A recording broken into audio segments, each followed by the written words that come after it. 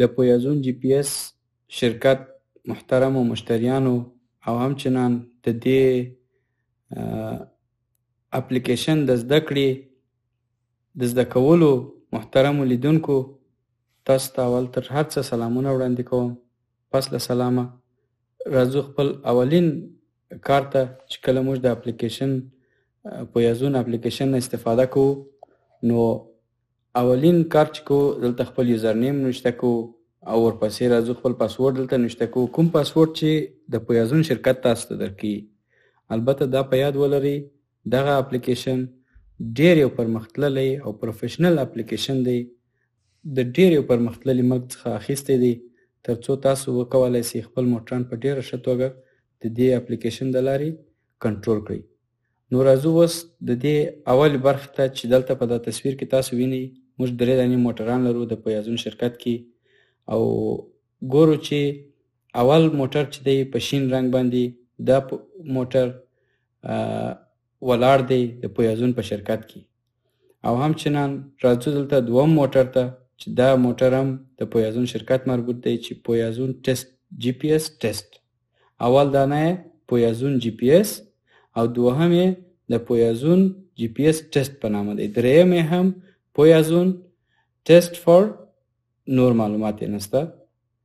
دا 3 موټره دي او یو 2 په شنه رنګ دي یو په تور رنګ دي. دا تور رنګ چې دی معنا اپډیټ نه ورکوي او دا 2 شنه رنګونه چې دي دا معنا چې اپډیټ ورکوي. اوس راځو دا د مابین موټر انتخابو چې دغه موټر کوم ځای کې ولاړ دی او کوم فعالیتونه یې ترسره کړي. اوس غواړو چې د خپل موټر فعالیتونه وڅېړو. اولین بخش چې دی دلته چپ لاس کې راځو دلته لایو ماپ. لایو ماپ چې کله انتخاب کو په دې لایو ماپ کې زموږ موټر موږ ته را معلوموي چې چیرته ولاړ دی. او همچنان راځو بیرته چې دې خواته راسو غواړو په دا دوم آپشن کې دا دی چې موږ غواړو د دې موټر چې څو مایله ګرځېدلی دا معلوم کو. راځو په دې بخش کې سرچ ورکو چې هر تاریخ موږ دلته تاریخونه هر تاریخ چې ورکو دغه تاریخ معلومات موږ ته چشکی راشي او راته وایي چې دغه مایله ستاسو موټر ګرځېدلی دی. که غواړو موږ خپل د موټر هغه تیر فعالیت وګورو چې کوم ځایو کې ګرځېدلی دی زموږ موټر او کوم فعالیتونه یې ترسره کړي دي. بیا راځو دلته پلی بیک ته، دریم آپشن پلی بیک چې راسو دا معنا چې زموږ موټر په کوم ځایو کې ګرځېدلی دی. فرض وکړئ راځو 11 تاریخ موږ انتخابوو چې دغه موټر په کوم ځایو کې ګرځېدلی دی. اوس تاسو کولی شئ په دې نقشه کې دا نقشه کولی شئ نږدې کړئ او لیرې کړئ چې دا پویازون جی پی اس موټر کوم ځایو کې ګرځېدلی دی. دا تاسو کولی شئ خپل موټران ټوله دغه شکل ووینئ او د دې ځای څخه سرعت زیاتېږي کمیږي.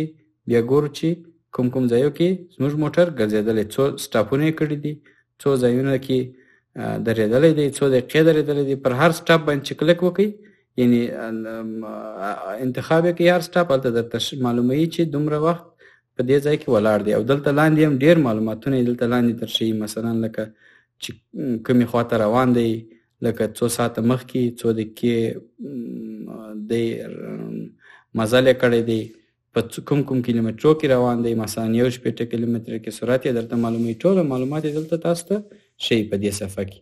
نو راځو بیرته شاته راځو دلته ریپورټ دی. په ریپورټ کې موږ کولی شو خپل د موټر ټول ریپورټ د هر تاریخ چې دلته پکښې انتخاب کو هر نوع ریپورټ چې وغواړو، مثلا د ایونټونو ریپورټ، مثلا د تیلو ریپورټ، مثلا د هر ریپورټ چې موږ دلته وغواړو کولی شو د دې ځای څخه ترلاسه کړو. بیا دلته موټران انتخابېږي چې د کوم موټر د موږ غواړو.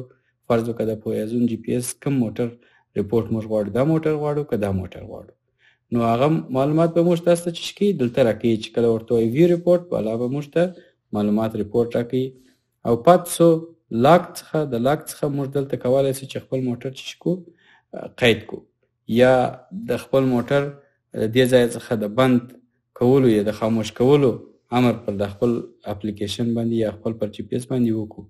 دلته ویکل انفارمیشن دا د موټر راپور دی چې تاسو ته ټول راپور دلته درښیي چې څونه کیلومتر ګرځېدلی دی، څو سرعت کې تللی دی، هغه ایوریج سرعت یې څو دی. نو ټوله معلومات یې دلته تاسو ته درکوي. او شاته راځو چې دلته ټریپس دي. په ټریپس کې موږ کولی شو چې دا معلومات وکړو چې زموږ موټر څومره مزلونه کړي دي. ټوډے، یسټرډے، مثلا